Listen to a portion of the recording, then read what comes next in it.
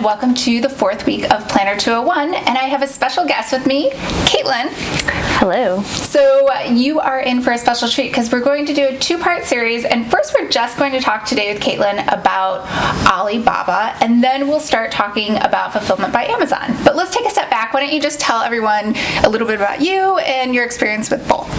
So my experience with Amazon and Alibaba, because they do go hand in hand, is pretty much selling physical products on Amazon. I've sold a variety of fitness equipment, tungsten wedding rings, and a few other items that I can't think of off the top of my head, but all of it was mostly sourced from Alibaba. Great. Awesome. All right, so I invited Caitlin because she actually has real experience with Amazon, whereas mine is not so great. And in fact, as Caitlin knows, I've accidentally spent money that I didn't mean to spend on ads. So we'll go through how you can avoid those mistakes too. Let's talk a little bit about Alibaba, and I know there are other sites out there, so maybe let's start with why you chose Alibaba over other sites, or if you still use other sites, and what the process is once you get on there. Yeah, I chose Alibaba just because it is such a huge company that you can literally find anything you're looking for on that website. Another site people go to, for example, is AliExpress, which you can usually order smaller quantities, but you are going to pay a lot more for those items. So going straight to Alibaba is usually the best way to go. Even if you want to order a smaller quantity, it's better to ask the supplier if they can do a smaller quantity than to order off of AliExpress. So I go with Alibaba simply because I can find anything there. Usually I'm able to find a supplier who is reputable and willing to work with me on what I need. Great. And then when you go to choose, because 1,000 different vendors will come up as possible solutions, how do you narrow it down? Yeah, so when I go into Alibaba and I search my product, I usually search a variety of keywords to make sure I'm covering all my bases and that I'm not missing something that I would really like to provide to my customers. When I do go in there, say you are searching Christmas stockings and you put that in, you're going to get 1,000,001 searches for that. So I usually go in, there's 3 boxes at the top. It's, let's see, trade assurance, gold supplier, and assess supplier. And what that does is it weeds out a lot of the manufacturers who don't fit certain criteria to meet one of these standards. So you know you're going with somebody who's a little bit more reputable. They may be more expensive, but in the long run, they're probably going to be better for your business. And then also I like to sort out other things that I'm looking for, like my minimum order quantity. Say, for example, you'll see a supplier and you love their product and then you realize I can only go with them, I want to order 5,000 units. And a lot of people don't start with 5,000 units. So in the left-hand column, I'll put in I only want 100 units and I want XYZ, and I'll narrow it down so that I get a lot fewer options to select from. And I remember when I was first starting, I said, oh my God, there's nobody who will fit with my minimum order of, say, 100 or 500. And you said that I could actually just ask them, right, and negotiate? Yeah. So a lot of them, because they do want your business and they realize that starting off, you don't want to order 5,000 units. You're a new business, you don't know if it's going to work, and you don't have the capital half the time. So a lot of them, if you ask them nicely, they will let you order a smaller quantity. You will pay more per unit, but at least they're willing to work with you on it. And a lot of times they'll say, for your first order, we'll do this. After that, no, you have to meet the minimum order quantity. So beware of that, knowing what their MOQ is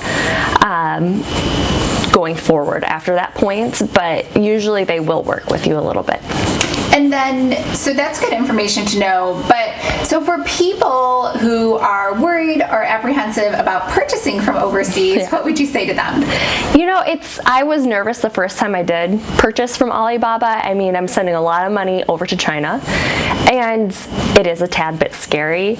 I think the best way to do it is know your manufacturer as well as you can. Ask them a lot of questions before you actually purchase anything from them. normally when you do check those boxes of like the gold supplier, that kind of thing, like I said, you are getting reputable people. You can see how many years they've been in business, how much business they do per year, where they do business. So kind of look at what their background is before going with them. And like I said, just ask a ton of questions. Even if your question is answered in their like information down below the product, still ask just to see even how they respond to the question. If you have a supplier who is answering every single one of your questions in detail, you know they're probably going to work well with you. If you have a supplier who basically skims over every question and just does nothing, like, you know that you're probably just going to take that person out. So use your gut instincts, ask questions, find out what their lead time is, you know, who they partner with shipping, if they have on-site check available to make sure that your products are being checked before they're being shipped. I did mess that up. I had one supplier send me 4 different versions of a product and told me it was all going to be the same one. Most of them were inferior of what I thought I was getting. That's why you do on-site checks and that kind of thing. So that's a good point, because when you need to return something from China, how does that work, and is that even possible or feasible? You know, I didn't even bother, to be honest, because it'd be so expensive to ship it back to China. I'm sure I could have actually returned it and gotten a credit, but by the time I would have spent a few $100s, because it was a very large order, to ship it back, in my opinion, it just wasn't worth it. I pulled out the units that I knew I could salvage, sold those units, chalked it up to a learning experience, told the supplier I was not happy with them, and just kind of ate the loss on some of it. So how much should people be willing to, I know I hate to say this, but lose in order to work with Alibaba's vendors? You know, I would say if you're doing it properly and asking the right questions, when this happened to me, I was a very novice buyer on Alibaba. If I would have asked more questions and gotten a better feel for them and gotten the on-site checks and that kind of thing, I don't think it would have happened. So to be honest, I don't think you really should want to lose anything. You're putting your hard-earned money into something and you want to be able to make profit off of it and know that you're working with a supplier who is upstanding and that kind of thing. So I think just doing your due diligence, doing your homework, and even researching beyond this video to find out like questions that people ask in your industry, that kind of thing, to make sure you're going with a supplier who is really going to do their best to make you a happy customer. Great. So let's talk about, that's a good point, shipping. How does shipping work and what are the options? Yeah, so shipping you can do like air freight, which will get the packages to you the quickest. It's also incredibly expensive. It's great if you have a smaller quantity. Most of the manufacturers will only air ship it because it could get lost on ocean freight. And then in that case, you just don't have anything. And especially when you're first starting out and you want to test your products, air shipping isn't that bad. If you have like 100 units or something like that, I would completely suggest air shipping. Once you get everything down, you can then switch to ocean. Shipping by ocean, which is super slow. It takes weeks to get here, but at a fraction of the cost. Those usually come in, I think, over in California, well, depending on the company you're using, comes in over around California. So then you also, once you get the shipment in, you have to get the shipment from the seaport to your door. So that's where a freight forwarder comes in handy. There's a lot of different websites you can go on to. I usually ask my supplier who they partner with freight forwarders and that kind of thing, to make sure you're working with somebody who is going to get the product to you, not lose anything, make sure nothing is damaged and all that.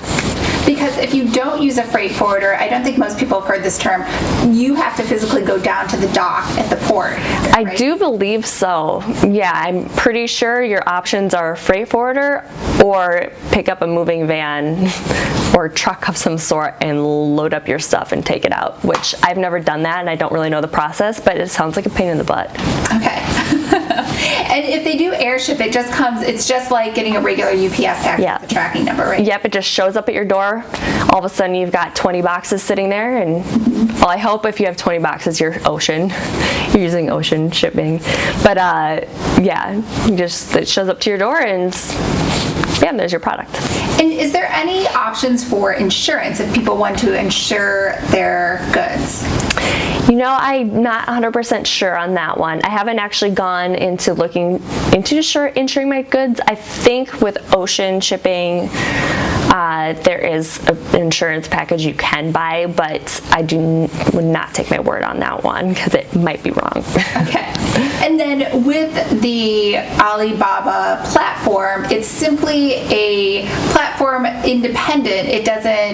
They're not guaranteeing or refunding you if you have a bad experience with one of their vendors, right? Yep. So it's kind of like, if you think about it, Alibaba is like Amazon on steroids. It's a bunch of individual sellers under the Alibaba platform, and the volume they do is absolutely insane. But Alibaba won't refund you. You have to deal with the manufacturer themselves to get any refunds, or if you have issues. I've dealt with issues before, and you just have to go through them.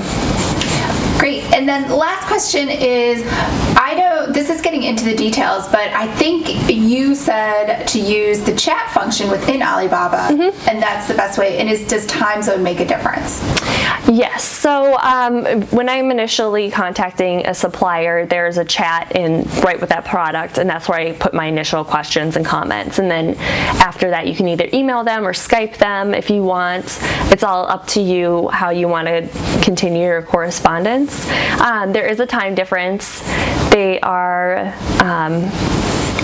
is it? Almost 12. Yeah. 14 hours. Something like that. It's a big time difference. So I've spent many nights up really late talking to people on Skype.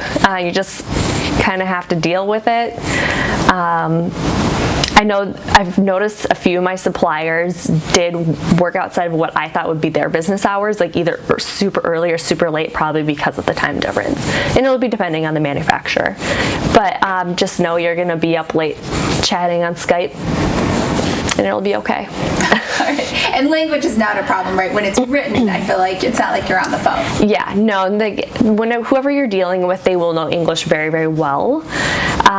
So that's not an issue. I've never had an issue. Sometimes if you're getting into more of a slang kind of thing, just make sure you're using language that anybody in any country would know. And if it's something where you'd have to explain it a little bit too much, just don't use that word. Find a more simple word to use so that there's no confusion about what is being said.